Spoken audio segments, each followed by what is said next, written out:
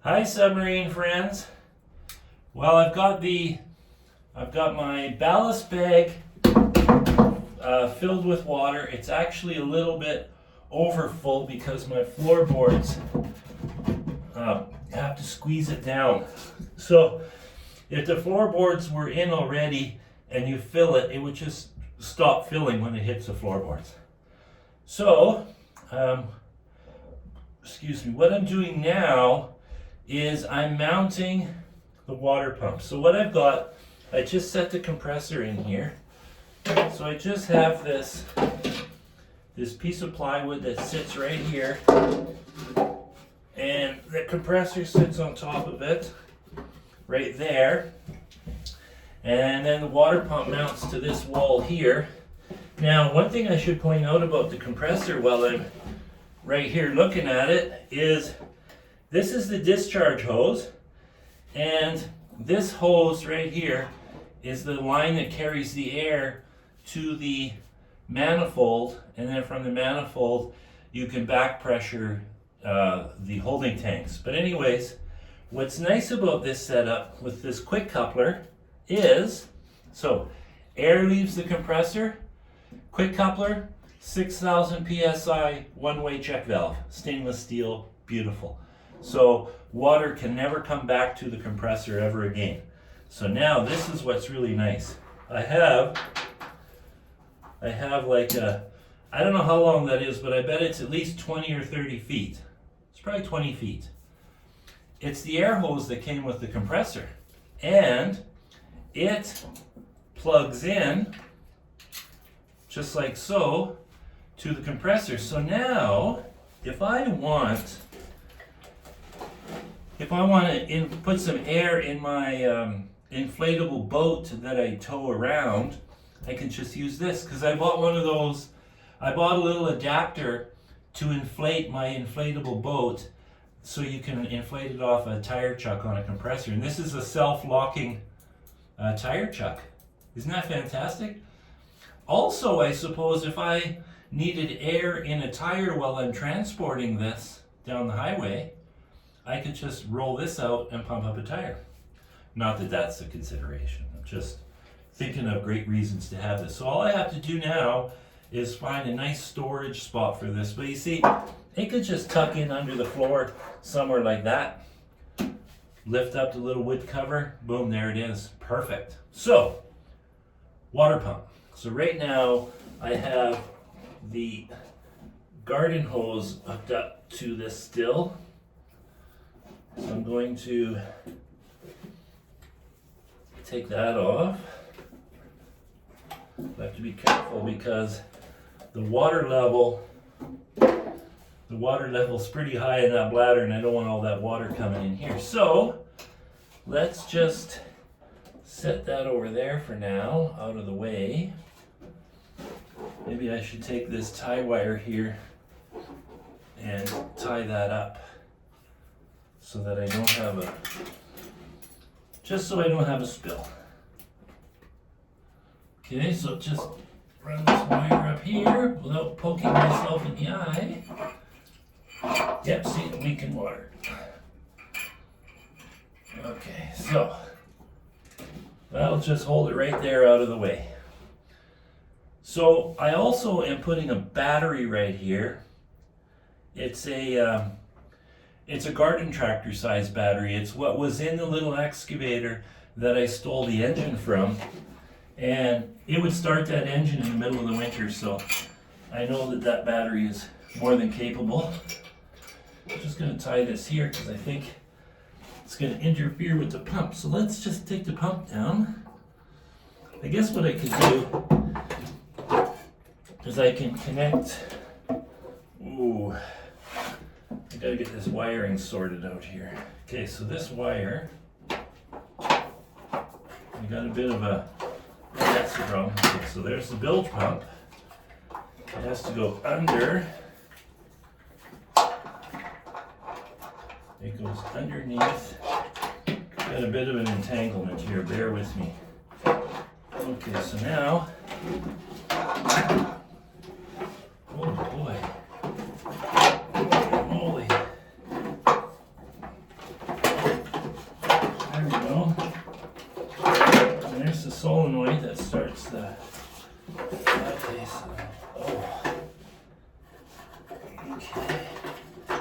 just want the wires to run underneath everything. There we go. So now those wires, bilge pump can go underneath them, out of the way. Okay, so I can't because I'm sitting on it. So now this wire goes here and under this power cable. There we go. Boy, that was a pain. So this here has, this solenoid powers up the compressor. I just do that so that it's a relay so that I'm not overheating the wires. Okay, so now this pump has to sit in here. And I've ordered new hose. It'll be here Wednesday. So this hose has to go under here. There we go. There we go. So the pump, I'm just gonna throw this air hose out. So this pump has to sit below the deck height. Okay. Let's get that out of there. I should have brought my headlamp. Okay, so now I'm actually gonna have to take this apart again. Okay, I'm gonna have to put it all the way back there. Well, that's okay. That's fine. So that could sit right there. But what I'm gonna do, I'm going to hook up the water line to the pump so that I know it's routed properly. And if I have to, I can take the plywood piece out and notch it so that the hose can go where it wants. Oh yeah, the reason I have to take it apart again is I want to paint the plywood. But the plywood is wet right now, so it has to be bone dry when I paint it. So I'll have to take that out. Plus, I have to screw the deck down to these members, and I'm going to use these same nice big lag screws. So I'm going to end up with shavings again. So what I'm going to do, I'll bolt all the deck down, and then, you see, I want to put everything together with the bladder full so that I know everything has the clearance. So I'm going to end up with shavings again, which I don't want in here. So I will just use the pump to pump the water out of the bladder. It's pretty quick. This pump really moves water. And then I can clean it all out and just put it back in. It's really a quick job. Like, I don't have to take the compressor and stuff out. Well, I can, but even that's easy. I just slip the plywood out from under it. Because this compressor actually will connect, will be supported by the cross member piece that goes in here still, which is already made, just not in right now. So let's get that. Let's get this hose. Take this fitting out. Keep it up nice and high. Gotta get rid of this wire. It's poking me. Okay. Out with the wire.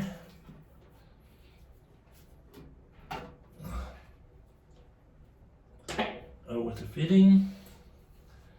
And this fitting here is kind of nice. It just screws onto the pump. I'm shocked actually how well this pump pumps. I did spend a little more on a pump because I needed one with the pressure rating so that I can pump it out at depth. Okay, so I should turn that before I tighten it. Let's say I'm camping in the sub and, you know, it's 100 feet deep or 200 feet or 500 feet of water below me, whatever. So I'm camping in the sub and I'm sleeping. Well, let's say one of the forward or back ballast tanks for some reason lost all its air and filled with water. So, you know, we have to make sure that with both ballast tanks full of water, the submarine still can't submerge. So if that happened, I'd be perfectly fine. You know, I would wake up or whatever, or maybe there's an alarm, whatever, and the submarine is sitting at hull depth, because that's as deep as it'll go when those ballast tanks are full of water. Then to submerge, you have to fill the center ballast tank. So if there's no water in this tank, in this bladder, this submarine cannot submerge. Impossible. Unless you have a leak and water comes inside the submarine. Well, that's a different thing altogether. So that's my story. So now I see that my nice fancy puckboard is actually touching.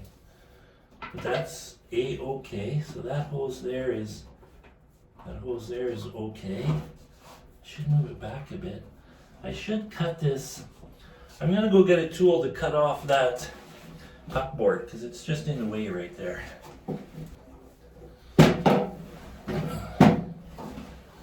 Okay, so I'm just going to use my little oscillating tool here. I really like that thing. And I can just zip off.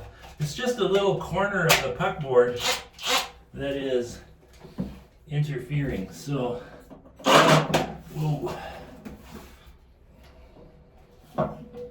There we go.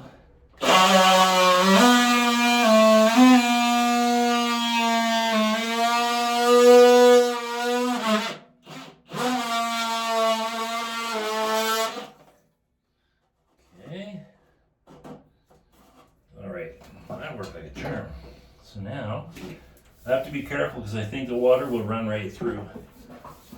It might run right through the pump. I'm not sure actually, but oh, that's perfect. That's what I'm talking about.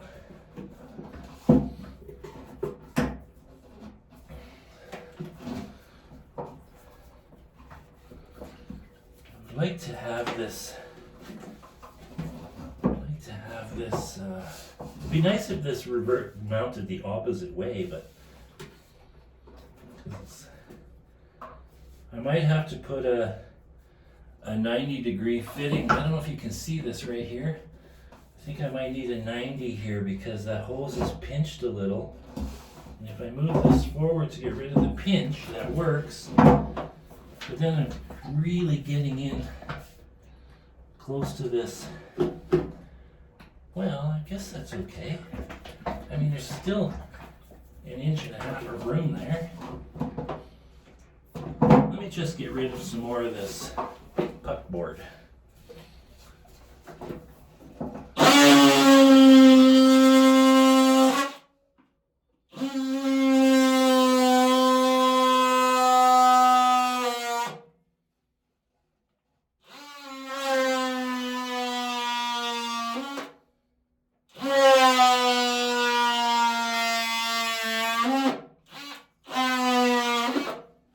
Sure hate to hit my ladder with this. There we go. Okay, let's see if that works. Oh yeah, there we go. I just have to put a little notch maybe in the plywood. That's still kind of. Yeah, you know what? I'm just going to pick up a 90 for this so that I don't have to worry about it. And I'll just move this way enough. Okay, so I can get 3. Oh, let me see if that's right there. Okay, let's just, you know what, I need a way to make sure that that is low enough. I guess what I can do is take this piece of plywood. I'm just going to see if that water does come out. Nope, because I think the pump does have a check valve actually. Okay, I'll move this in here. Then I can just lift that up to here. And that'll be my height. Okay, so now let's get a drill, and then we can, I'll put this up here. Gotta be careful, I don't want to damage that bladder.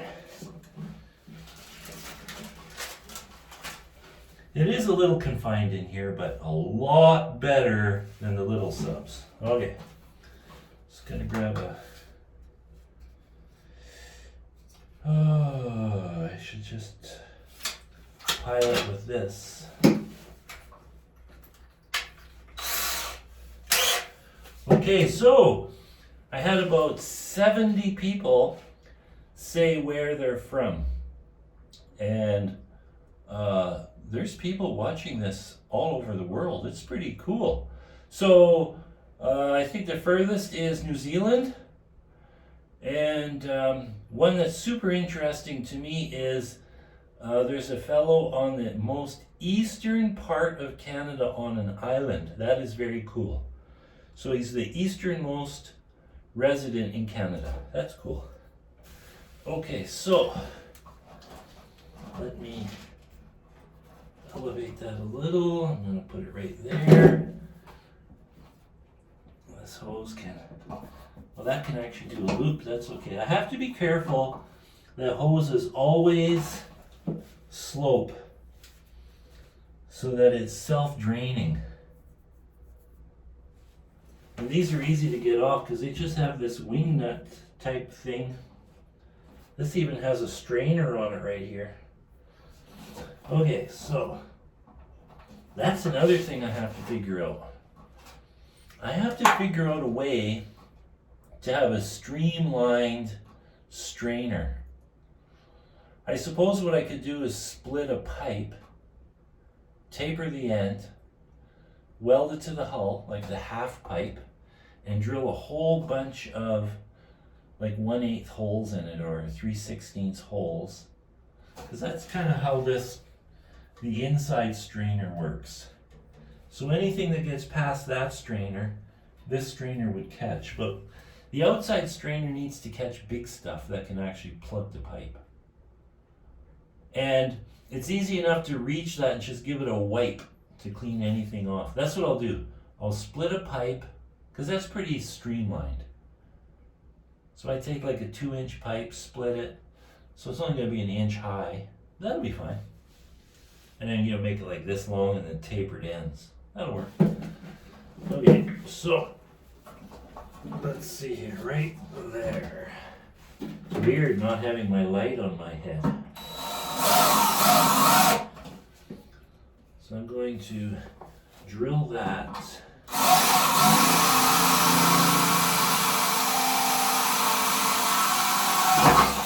Oh, the shavings. Jeez, I hate that. Good thing it's all coming apart again. Just going to check and make sure that this, oh yeah, that screw goes through there.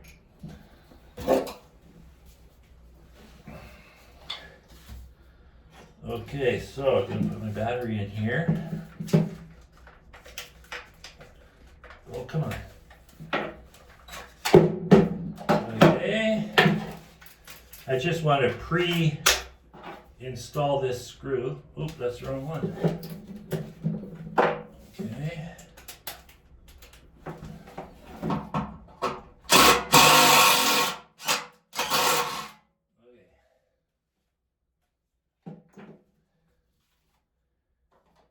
Okay, so now, actually, I guess I should, maybe I should just hold that on there. Okay, that's what I'll do. Bloop. Okay, that goes through here.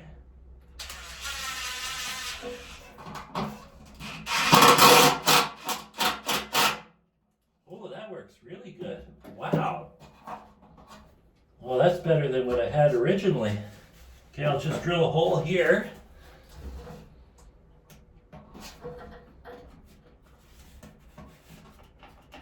Okay. Oh, no battery, no juice.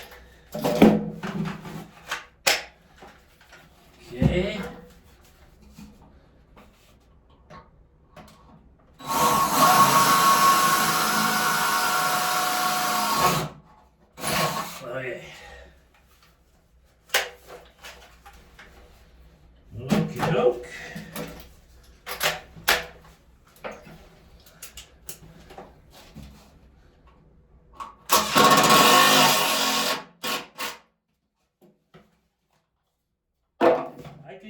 take a lot of noise, but some noises really, they bother me, so.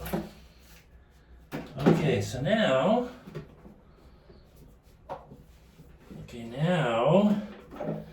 just put these wires over here out of the way.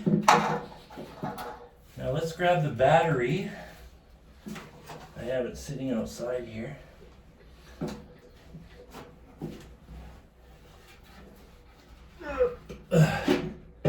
So this battery was the battery in the little excavator.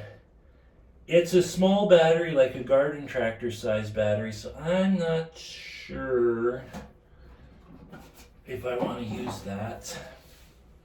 I mean, it's plenty to start it, because that thing starts in the winter, no problem with this battery, and it really has to crank over and glow plug and everything else, and it's no problem. But I'm just thinking about, you know, I've got that battery bank up there. I'm just going to pump is in. Boy, that's really good.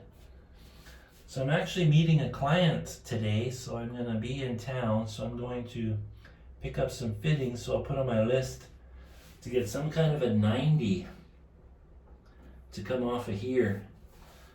That would be a lot better. And then this hose, you know, I think I got the wrong size hose coming. Well, it's the right size for all this, but the wrong size for this.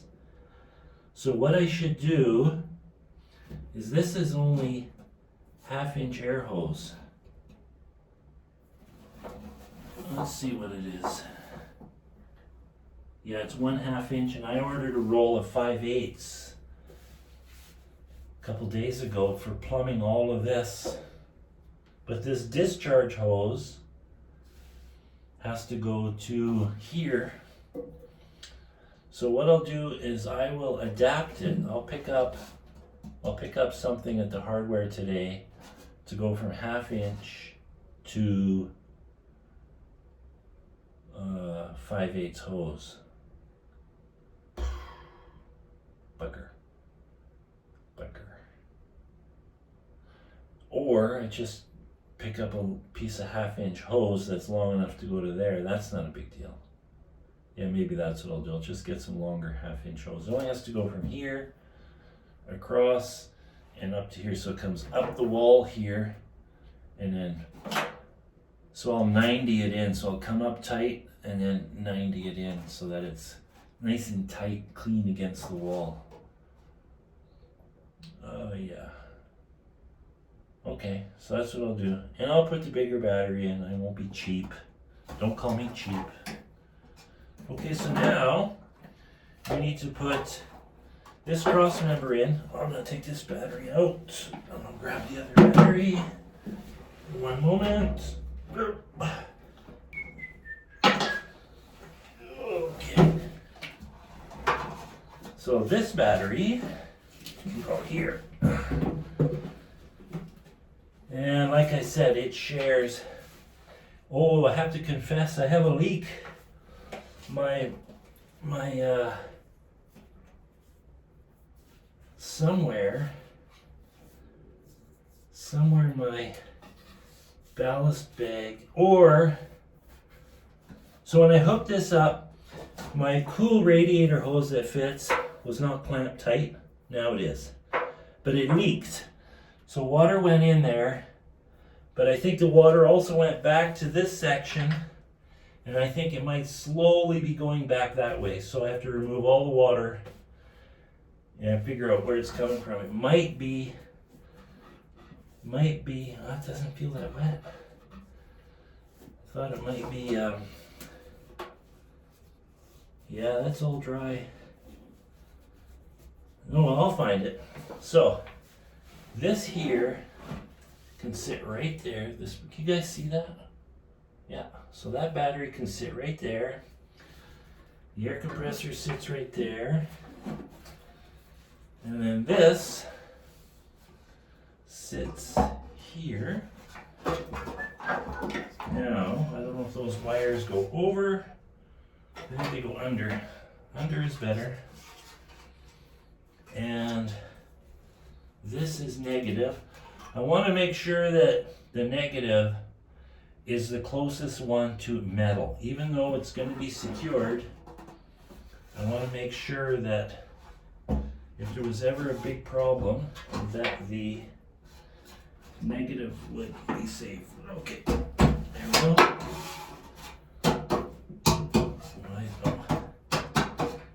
I'm not sure if this is the way it goes. Yeah, see, that's really close. I don't like that.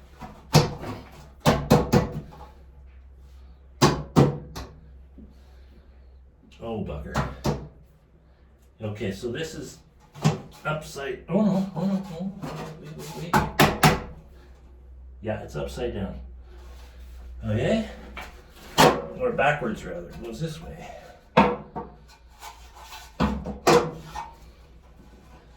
Alright.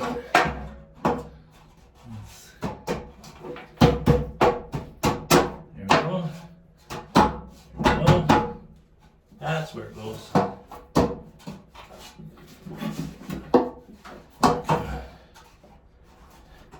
Right there. Okay, so now I need my hearing protection.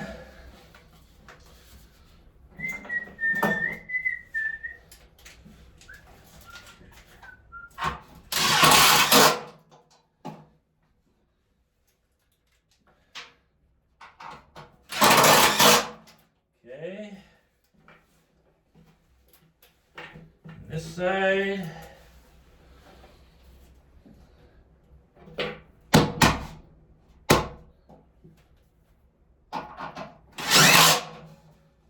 One more. Okay.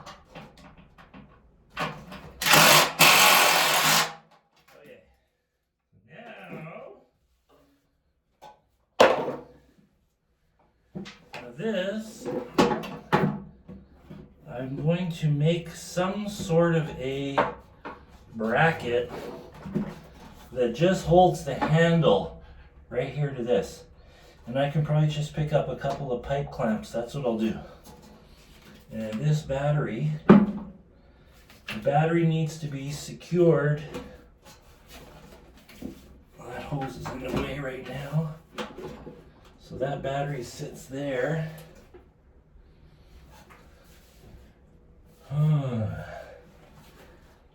So I want to make something that locks that battery right in without depending on the floorboard or anything like that. So I could come off of this maybe, clamp it down, or the handle. Nah. You see at the front I have a 2x4 going across, and it locks the batteries in place. But I don't want to use a 2x4. So I should have more of this aluminum. I could go another one across, but now my pump's in the way, but I could move the pump that way a bit. Okay, so I'm gonna have to think about that, because I don't want to just jump into it. But you can see how easy it all is. So imagine you got to do something here. So you just sit right here. The engine door is right at my back. And you can see how easy everything comes apart. This solenoid, it will mount, let's see here. It'll mount right here. I'm just going to lag it in, right? And then the power cables are right here. This one here is the power cable. Oh no. What is that? Oh, that's the negative. So this is the power that goes to the pump, and then one of these. Oh yeah, right. I cut that off, didn't I? Oh no, here it is. Right, this one here is the power coming into it, and this one here is the power going to, and then these are the activating wires that go up to the switchboard. So that's pretty easy. So I could just, I'm not going to put that in yet because it can go anywhere. And I don't want it to interfere with how I secure this battery. You know, if I was using that little battery, it would be a lot easier. So I'm going to have to think about that.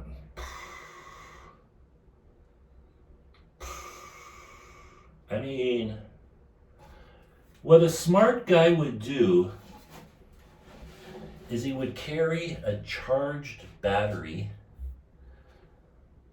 so that no matter what, so like if you have a charged battery like sitting here out of the way that is ready to go and strong enough to start the engine, because once you start the engine you can just charge everything up. So if I have a spare battery tucked away as an emergency, I guess you can get those starter packs too. I've never had one. They seem to work. I just like batteries. Okay, so I'm going to have to think about that. Because it would sure be... That's the other thing too, is this is going to get hot. There's going to be some heat there. And it's pretty close to that battery. Well, it's 1.5 inches away. I guess batteries are used to getting hot in an engine compartment. I'm really leaning towards the smaller battery, gang. Let's set it in there and see. Let me just grab that other one. This place is battery land because I take the batteries out of my machines except the skid steer for plowing snow. Oh boy, look at the room I've got now. Wow. I mean, that could even sit sideways, there's so much room. You know, I could put that right there, and I could put a clamp from here straight down, holding that in place. That's what I'm going to do. And then this can go somewhere around here. Yeah, that's what I'm going to do. So I need to make that, and then I need to pick up a clamp to hold that. This is on rubber feet. So I'm going to have to soak up that water or vacuum it up and see what's going on. That's bugging me. I got a feeling it's coming from the back. Okay, so that's my water pump and compressor progress. So I'm going to start making a list. I got to get some fittings for my air lines going out too. And then we'll move on to mounting the forward batteries, which is a really quick job.